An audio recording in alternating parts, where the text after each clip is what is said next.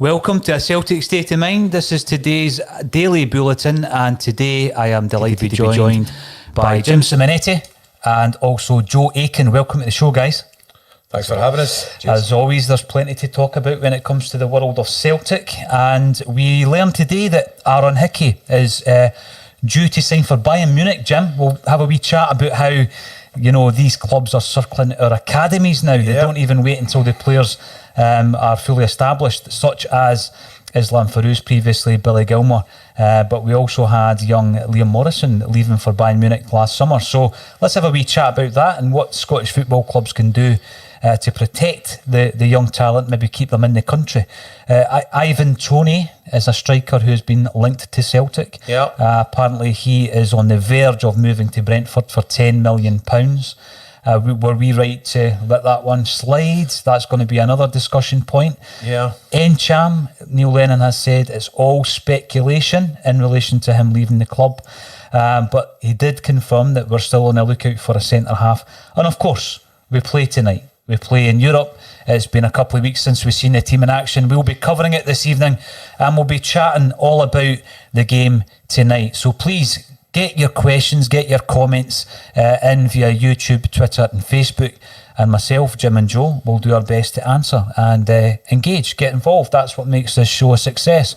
So first and foremost, Jim, we spoke about Aaron Hickey yesterday, the young talented left back from Hearts. It looks like he's on his way to Germany. What's your thoughts in relation to youth football and the fact that, you know, I know he's got first team experience, but Liam Morrison before him last summer, he was away before we even seen him in action. Yeah, well, I think it's wonderful that the young player has been associated with a club such as Bayern Munich, but a club such as Celtic as well would be great to help in his development. So I'm actually hoping he doesn't take up that offer from Bayern Munich and looks at staying at Celtic, learns a wee bit more about his trade there.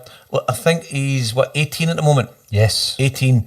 So Celtic will get the if he does go, they'll get the development monies in there, but it's still not enough, Paul. We want to keep players like that. We want to progress players like that at Celtic, and then maybe later on down the road in their careers they can look for another club.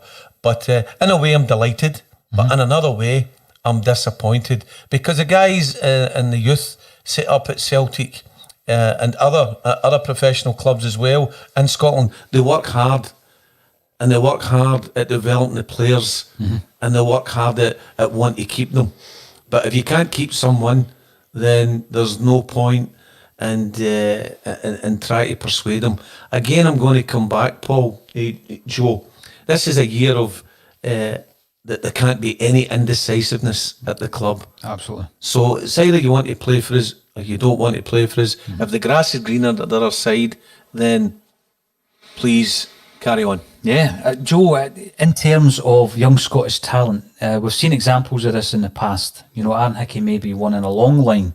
Young players who have come through academies in Scottish football. But it used to be in the past, you know, when the two of the names I mentioned, Islam Farouz and Billy Gilmour, handpicked from academies by English clubs. It's now quite evident that other countries elsewhere are looking at our talented youth players, teenagers. But again, it's great. There's a sense of pride that you're producing the player. Sure.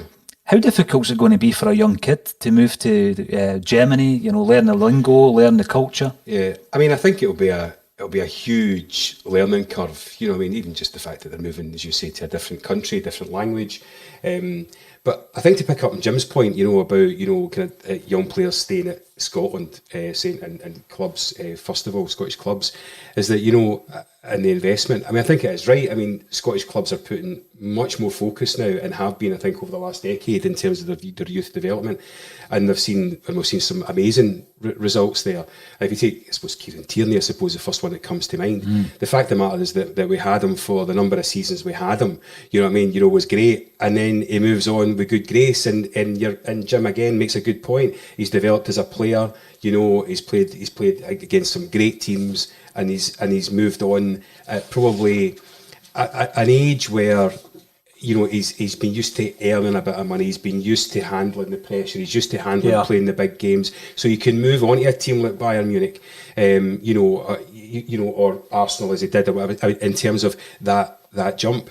I think as an 18-year-old, I know certainly me as an 18-year-old, I think that would have been rather a daunting prospect. Yeah. I think what this comes down to ultimately is who are guiding these young players, you know, and that's always an interesting fact. And of course, a lot of decisions with young players, a lot of it will be guided by their parents more than anything else. You know, that's who they know, that's who they trust. You know, our family members, I suppose, and they've got to feel comfortable as do the player. That's an interesting thing about, just a very quick story about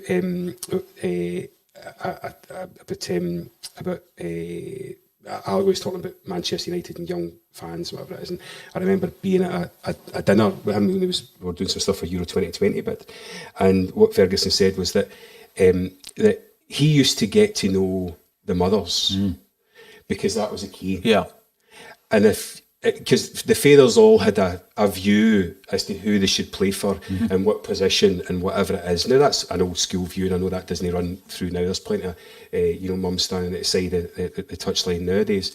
But then that wasn't so much the case. It was the fathers that always kind of ruled that view. Yeah. And he says you get to know the mothers. He says because see if you've won their trust, they're happy to hand over their son to you because you just know. And that was an interesting, I never forgot that, particularly with young players. It's about the confidence within a family and the confidence of, you know, that person, that their kid being okay moving forward. And that's a very valuable statement as well, and a very valuable lesson to be learnt there is Joe as well.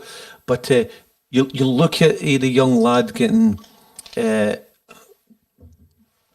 pushed maybe towards Bayern or another club because the agent's in there.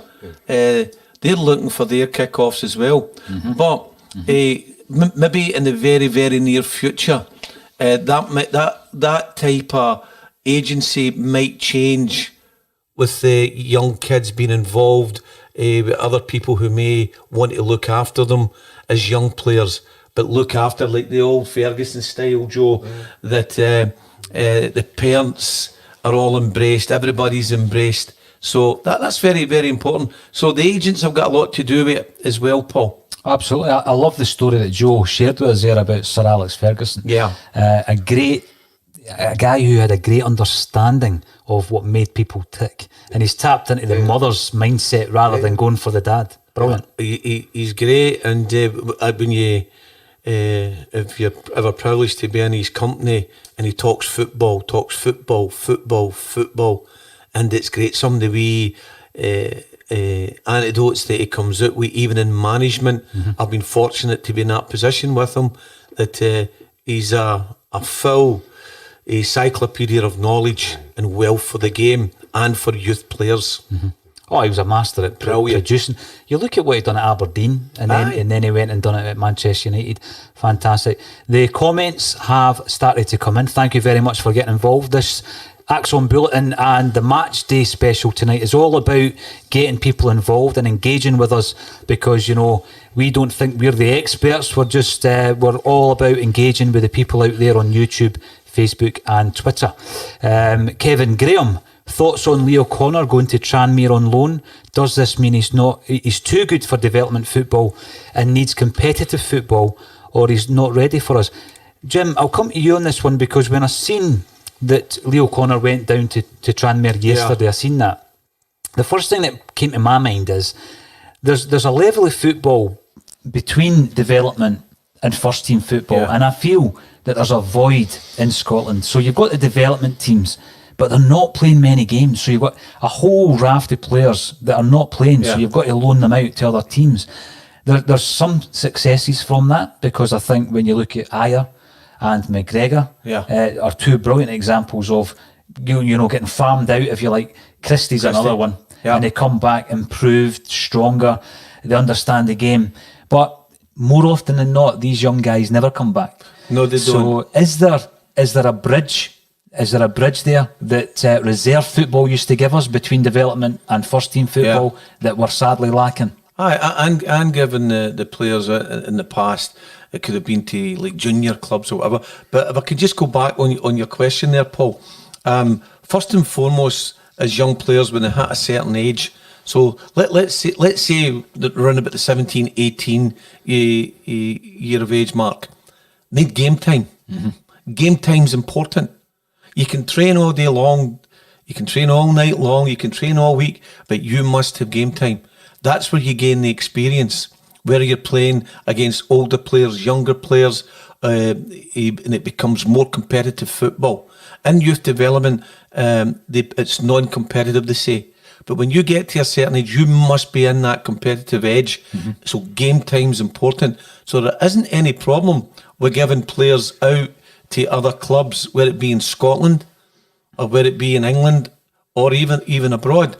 Now, in a previous programme, Paul, we actually stated that Celtic have got many friends in the footballing world. Other clubs who would gladly take players, cultivate a relationship with those young players, have them playing, looking after them and getting them ready to go back into the Celtic fold, and hopefully from there make an impression and get themselves into the first team. So I'm all for players going out and loan and getting game time all day long. I always think it's difficult for a team like Celtic because it wasn't Celtic's decision to scrap the reserve league. It was a financial decision based on the input of many other clubs who balked at the prospect of spending something like 75 grand a year to have a reserve team. Celtic and others then proposed something a wee bit different. Let's get the Colts teams in the league. Let's get them in to get them this football you're talking about. And again, they come up against opposition. And I just think there's a lot of talent being lost. I always think back, remember Stuart Balmer, he played for Celtic very briefly in the 1980s. He came through the youth ranks and he always spoke, Jim, about playing reserve team football with the likes of Tam McAdam, an old seasoned professional. And he said what I learned from him, and he's not even talking about verbally, what he learned just by playing alongside somebody like that as a centre half. He said you couldn't put it in a manual. And so the reserve league is sadly missed, I think. I would absolutely agree with that. And I can remember going along when obviously there was away games on, you could still go along to Parkhead and you could go and you could watch, you know people play.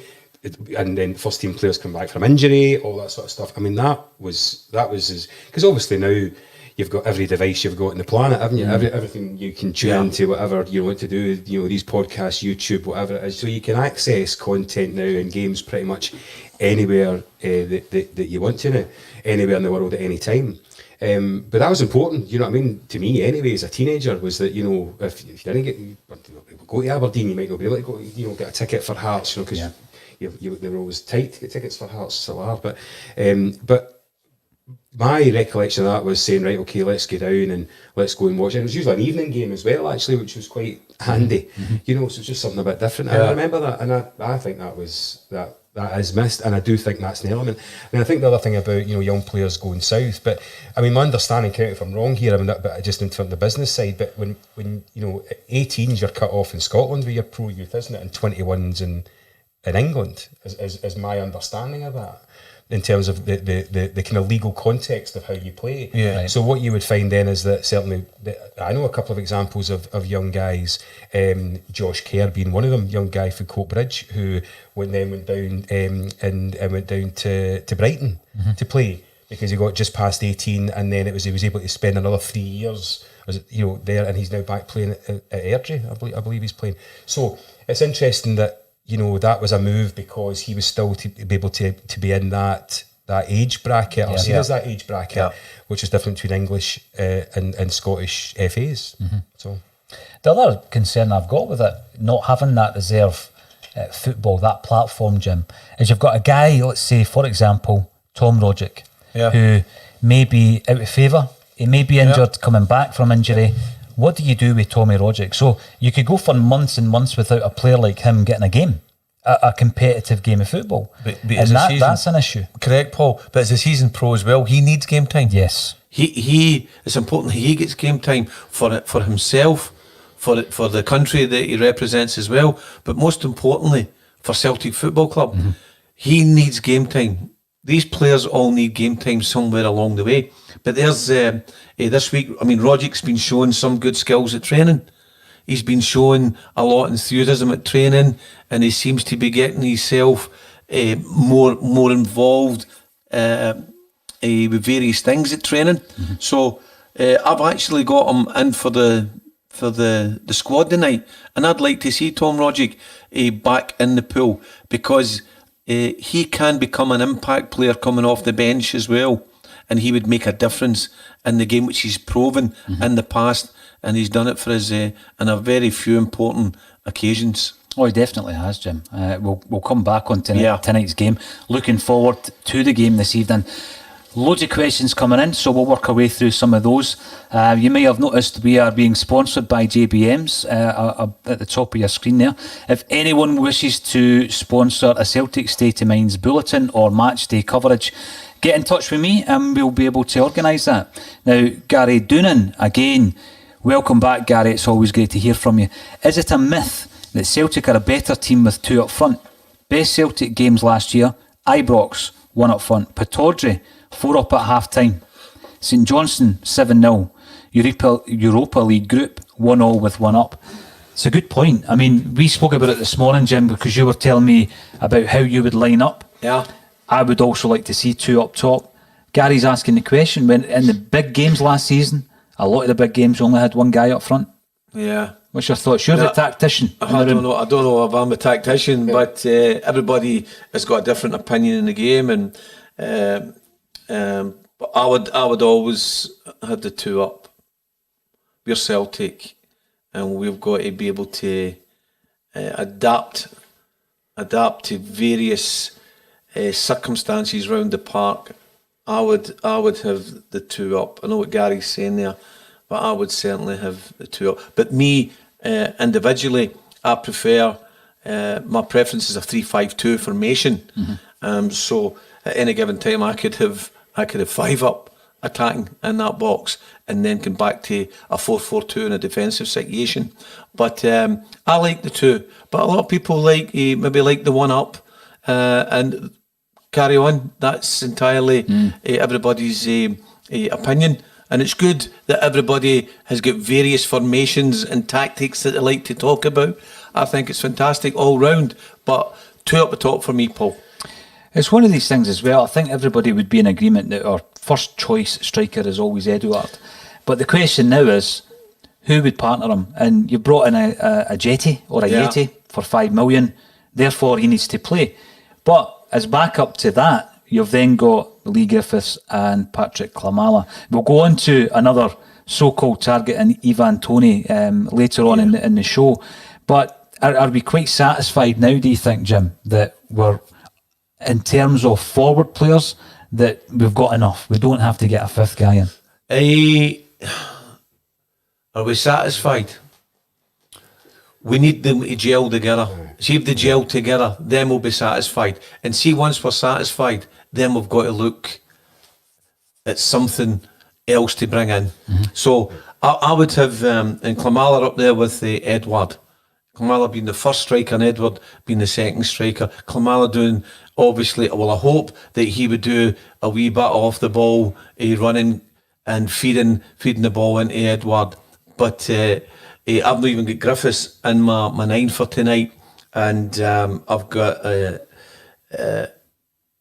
Klamala in there because I think tonight that will probably work. I can't see it being an over stressful game for Celtic because we've played as Atlantic teams, 3 ties we've had with them over the years.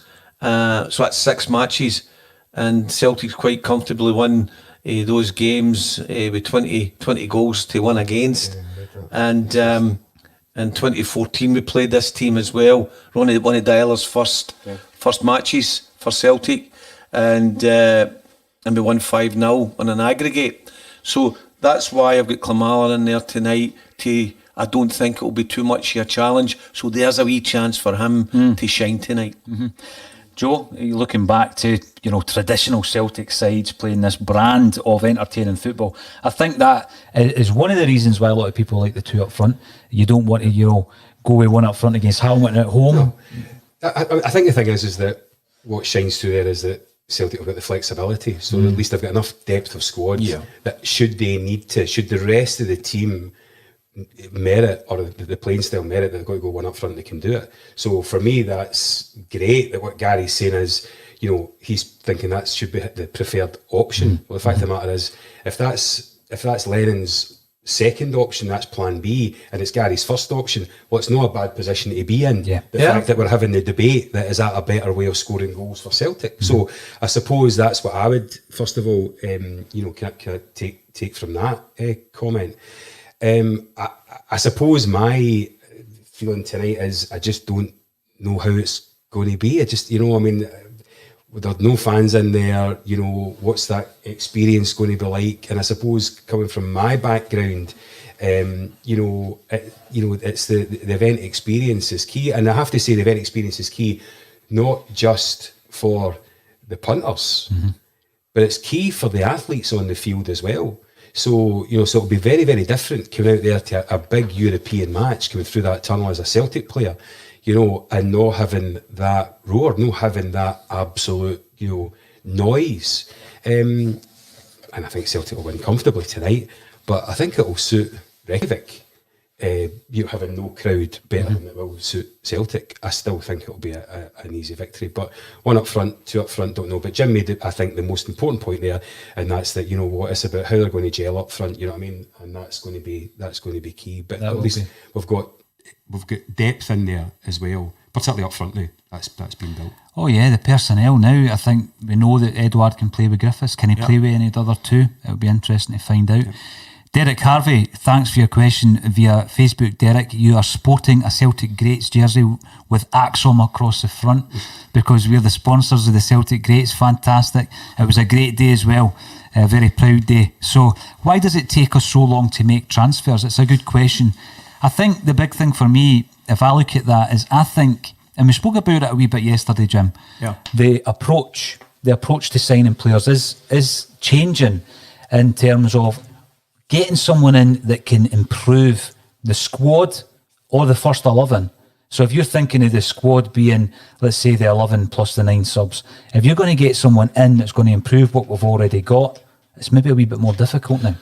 It is, and these negotiations take a wee bit of time, due to the clubs agreeing a fee, as everybody knows, and the agents agreeing personal fees, etc. But I'm going to beat this drum again. We need, once we do get those transfers, we need these players that's coming in to be impact players right away. Again, this isn't the season for projects. Exactly. This is an impact season. As soon as they come in, they've got to gel with every member in that team. And I know I keep saying this, I just think it's so important. But the transfers, did ever really go smoothly? There's always stuff in the background. And I really think that we will get Shane Duffy. I think that's taken a wee bit of time.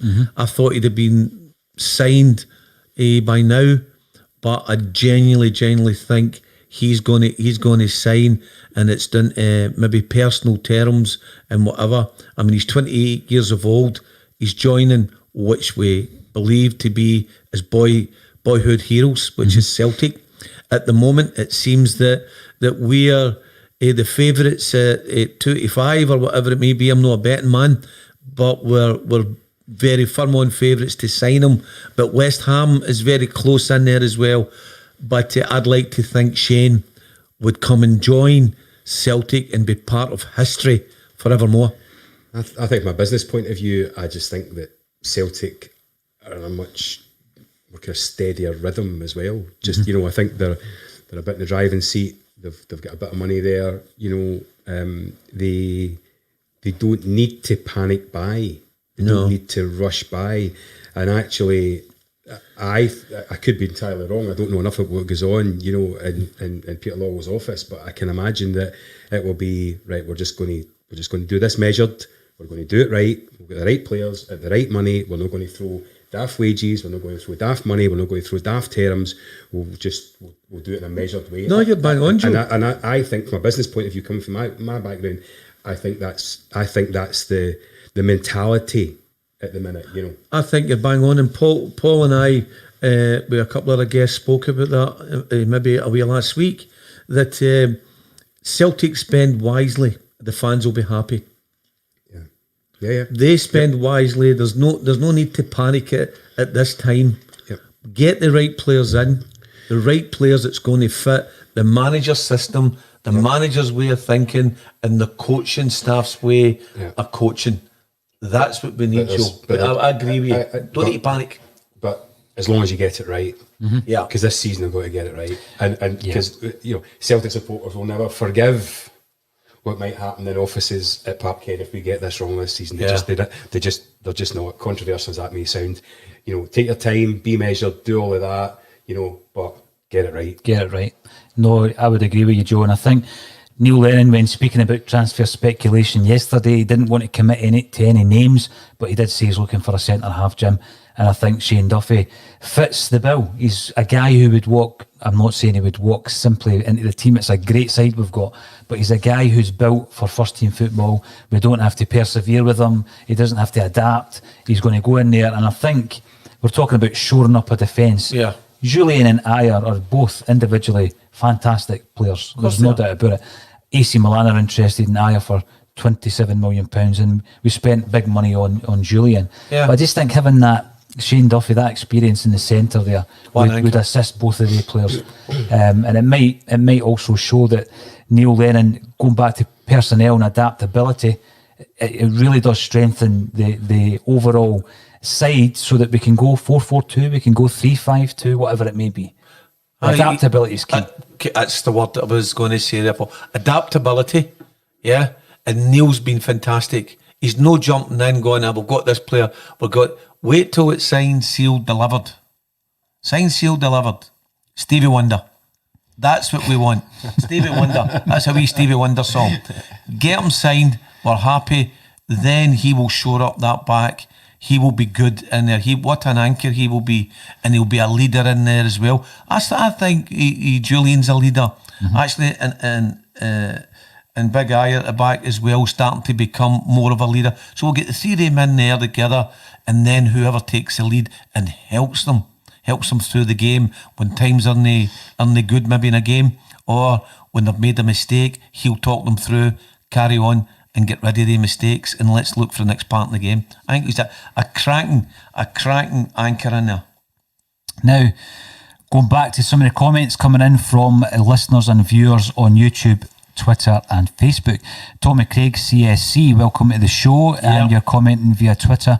Is David Moss instrumental in all these young Scottish boys going to Bayern? I think the key is always going to be scouting. So Bayern Munich have identified that there's a lot of good Scottish talent coming through, and if you then have, let's go back to all the Hibs boys coming through all at the same time, and I'm not saying it's down to one man, but if you've got one guy who, like Park was back then, producing a conveyor belt of talent, Jim, it speaks volumes, and you can see that conveyor belt going from club to club if he moves on.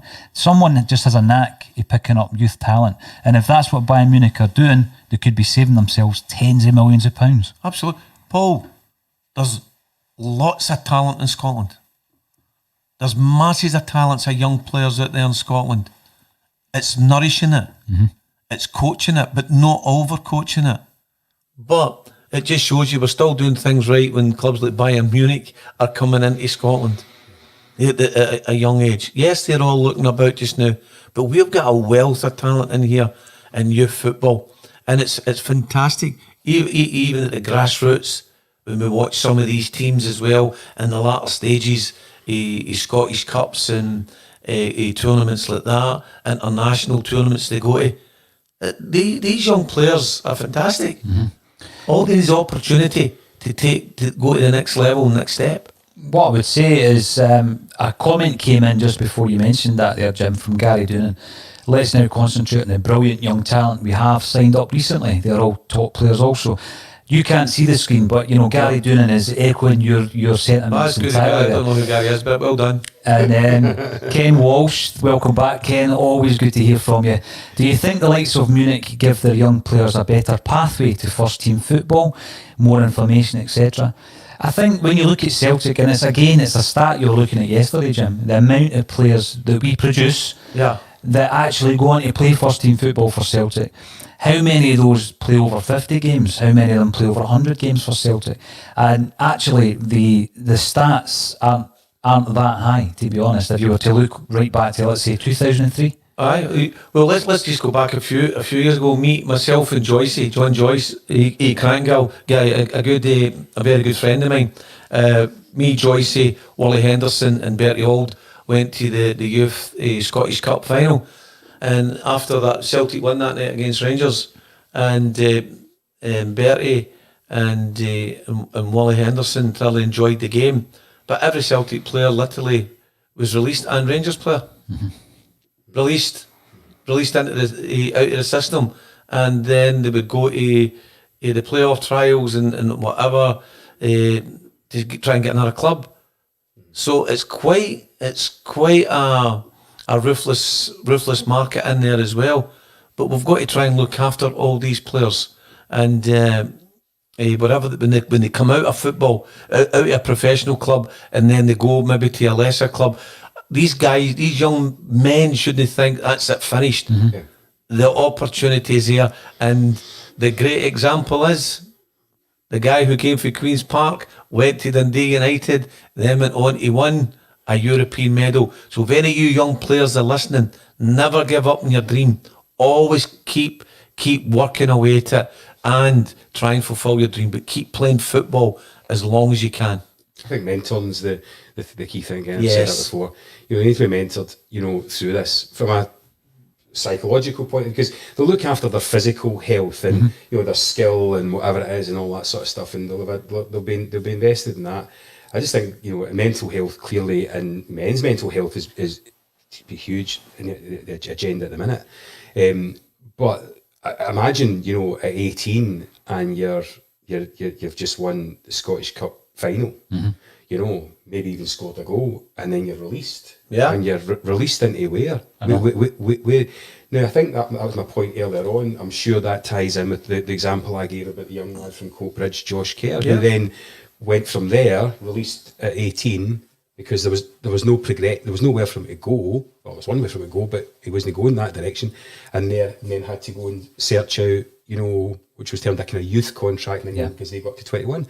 So that in a way is a success story, but how many others are not like that? And I just think that's the bit that we just need to watch. I think that's the bit that we need to keep an eye on. Absolutely, Joe. When you think that if you're a kid and you've been in an academy from a young age, I'm not saying anybody says that you shouldn't continue to focus on your studies, but a lot of these footballers, they throw everything at their football career, right? Yeah. And that's not me being disparaging to the intelligence of footballers. It's just that they've got to focus on something else whilst a lot of other kids are focusing on their studies. Yeah.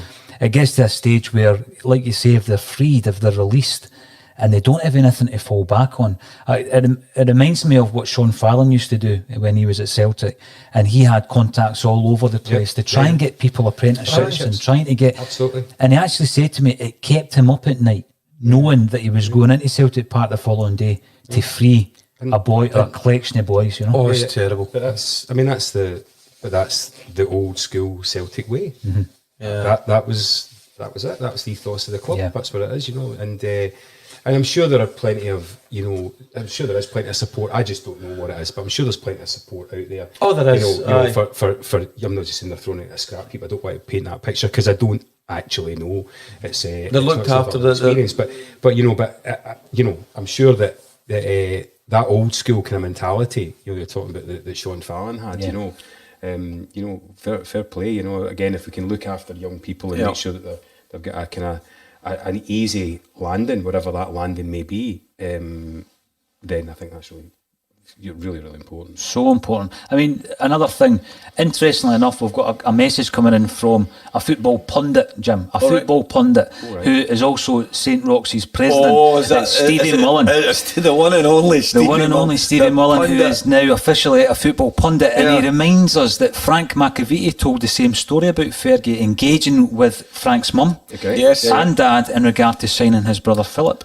That's right. When we had Frank was on the show, and Frank came across very well, ex-leader of the Glasgow District Council, and how he built his way up, and his love for Celtic Football Club as a young person, then as a man, and he spoke about that about his brother, that Sir Alex went and spoke to the family, which was great. So Stevie's bang on with that.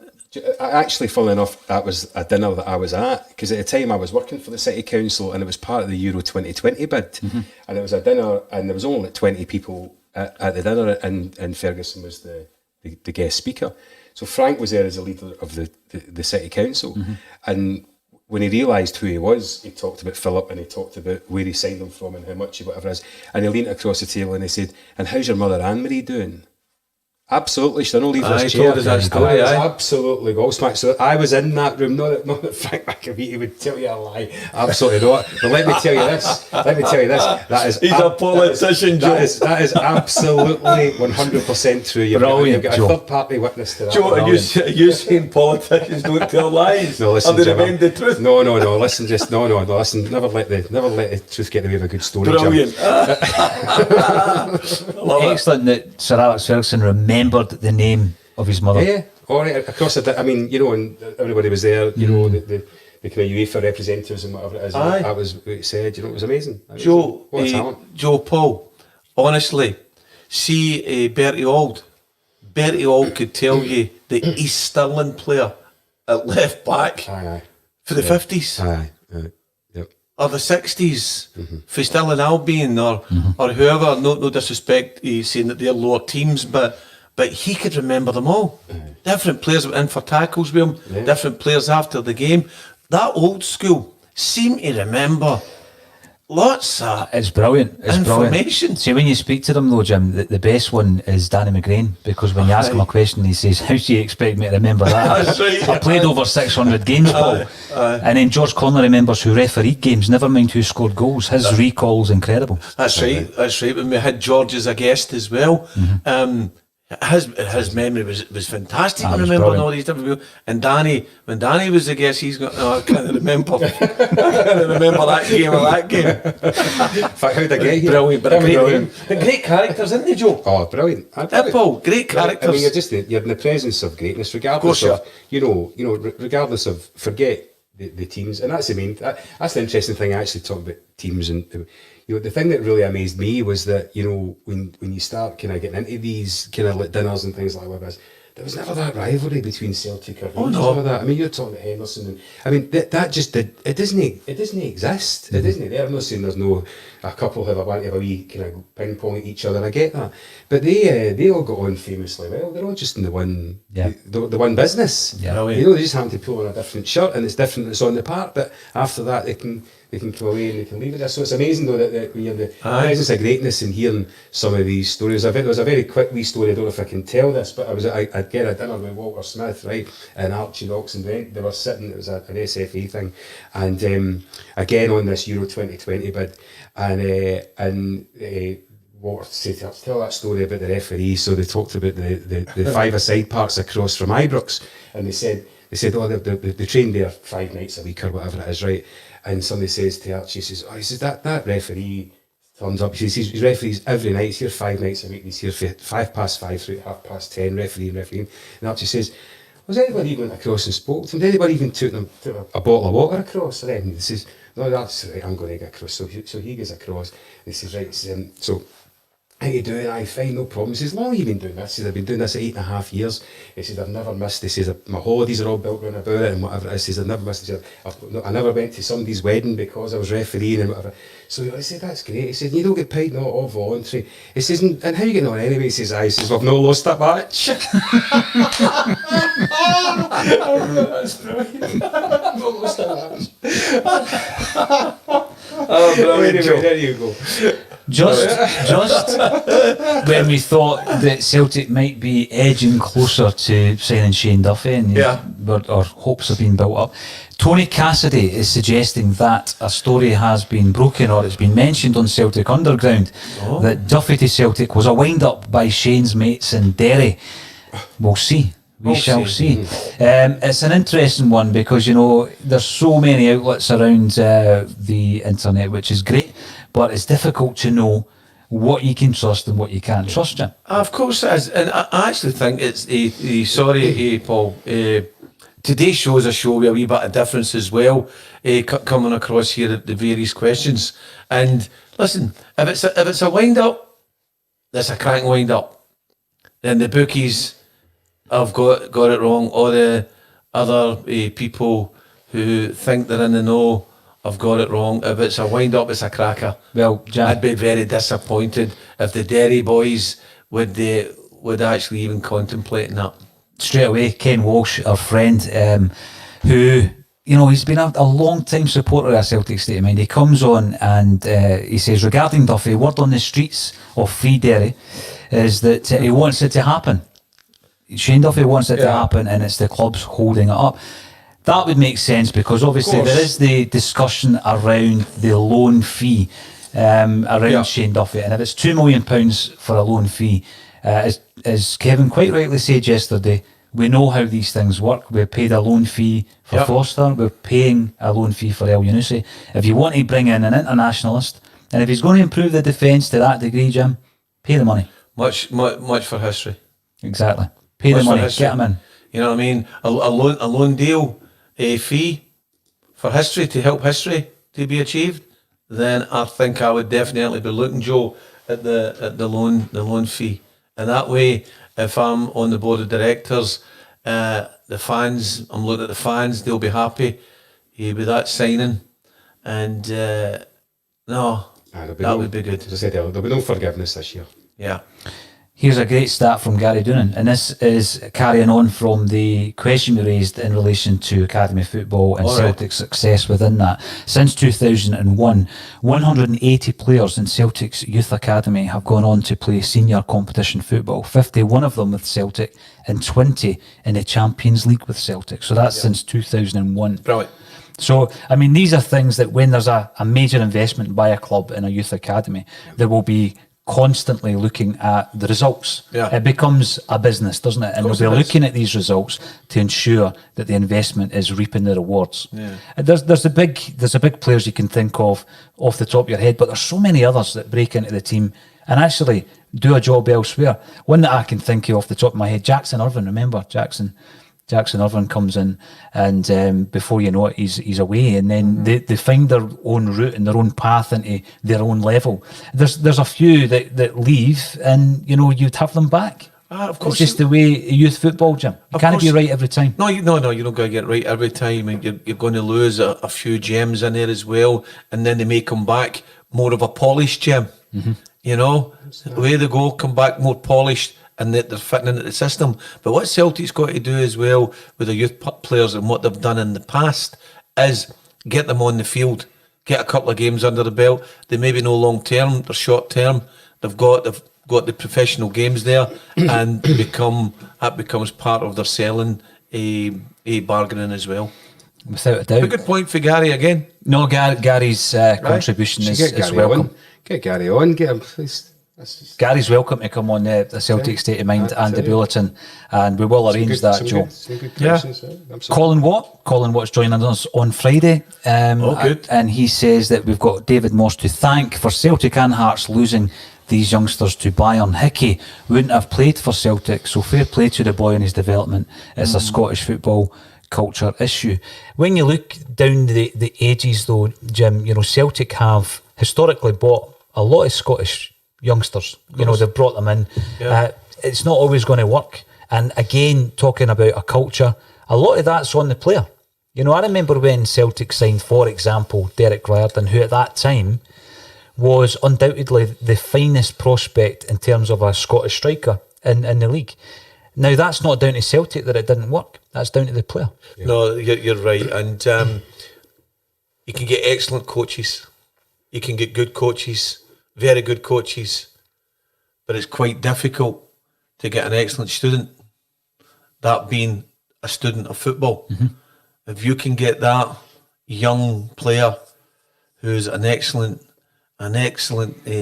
guy to coach, who's willing to go the extra bit, who's got the correct attitude, he's got everything that you require.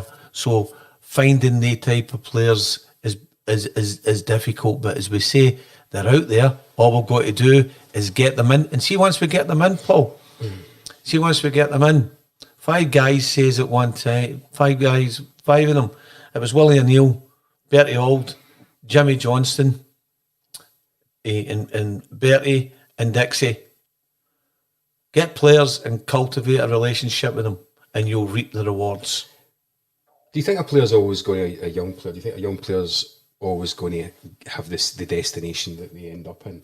I'm sorry I'm asking a question here. You guys, I know this is not why we're here, but how important do you think that is in terms of, I mean, do you think good players are always going to end up being good players? It's a great question, you know, Joe, because at different times, you know. I mean, I actually think that there will be a lot of guys lost to the game for some of the reasons that you've mentioned already. Guys with real talent could be lost to the game. The Andy Robertson scenario that you gave us, you know, talking about being thrown in a scrap heap, it must feel like that for a guy like Robertson. But he went away, he got a part-time job in Marx's, he went to Queen's Park, he built himself back up from there. Players develop at different times, but often what happens is life gets in the way. So when you're 21, 22, you might meet someone, get a mortgage, before you know it, you've got a couple of kids, it's gone. You know, and you did have the talent. And coming from Castlemilk, this is something we'll speak about later. Some of the talent that came out and hopefully continues to come out of Castlemilk is incredible down the years. But I do worry that players get lost to the game. And I know there's different things in place, exit trials and things like that, Jim, that's in place. But a lot of them must be disillusioned. Yeah. But at an early age, it's the parents that become disillusioned, Paul. It's the parents. They become disillusioned. They think if their son's in a professional club, that if they come back out it, then that's it. Not them all, but quite a few of them. So it's them playing the game. You know, it's the peers that's playing the game and not the young players. But the thing is as well, that the best players don't always make it. The players with the attitude, the ones that want to work, that work on their game, they seem to come to the top as well. The players with the ability don't want to work as hard at times with the players with lesser ability, and the players of lesser ability who work hard would like the ability. The players over there that's not working so hard. Hopefully that makes sense. No, it does. But in my experience, and Jimmy Johnstone Academy, the 25 players that we've helped to get on to professional football haven't always been the best players. It was the attitude. And the one out of them all is Darnell Fisher. That was attitude. That was attitude that we seen. That was attitude that we found. And that was attitude that got Darnell on to be part of the historical 9 in a row teams over the past 9 years. So that was attitude from him. Going back to the point that you made, Joe, it really intrigued me that, you know, when I was doing some research on the Quality Street gang who came after the Lisbon Lions, some of the names of the players who went through the doors at Celtic Park, some were signed, some were not, who went on and found their level elsewhere. Jimmy O'Rourke of Hibs, Rab Prentice, who went on to have an excellent career at Hearts, Jim Holton, 6'2", eyes of blue, That's right. and Graham Souness. And a lot of people don't realise that Souness was in on a Tuesday and Thursday at Celtic Park, and we didn't sign him, and he done all right. He done all right when he left Celtic. So there you go. Good. Graham Souness was in there as well. Thank you all for getting involved today. It's been an absolute pleasure, and the time goes so quickly as well. But we will be back this afternoon later on speaking to Joe Aiken on A State of Mind, all about Joe's state of mind and his background and his life story, because that's what we do. Later on tonight, we will be covering the game.